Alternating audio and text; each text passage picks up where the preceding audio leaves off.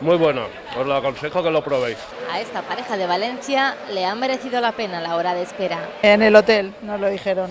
Y como a ellos, a todos los que año tras año mantienen viva la tradición de la churrería La Mañueta. Solimos venir todos los años, oye, nos gusta ya. Esta vez venimos con el nieto. ¿Cómo están de rico? Muy buenos. Y así desde hace 147 años. Lo vamos a recomendar seguro. ¿Son unos churros diferentes o no? Especiales, sí. Tienen como una masa así dentro, bueno, especiales, espectaculares. Paul es la quinta generación de la familia que trabaja aquí en San Fermín. Venía a la churrería desde los 9 años. Tenemos muy buen ambiente porque todos somos familia, primos, y luego los que no son familia también son como de la familia. Entonces, bueno, la verdad que se hace bastante ameno y llevadero dentro de lo duro que es venir aquí en San Fermín a las 5 de la mañana. Paulina todos los días no, viene pues ocasiones especiales, pues igual cuando viene la Pamplonesa o vendrán los gigantes, entonces sí que viene porque le hace ilusión.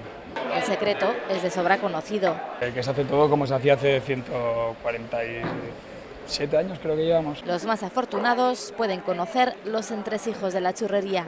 Siempre trabajamos con madera de haya, que la rajamos a hacha para que la llama sea más viva. Aquí en esta primera parte es donde preparamos la masa. La masa, los churros son harina, sal y agua, no tienen nada más. Es increíble, todo artesanal. Los churros de Madrid son muy buenos, pero creo que estos, vamos, le superan bastante. Y es que San Fermín es tradición y endulzar a pamploneses y visitantes después del encierro es una de las más arraigadas.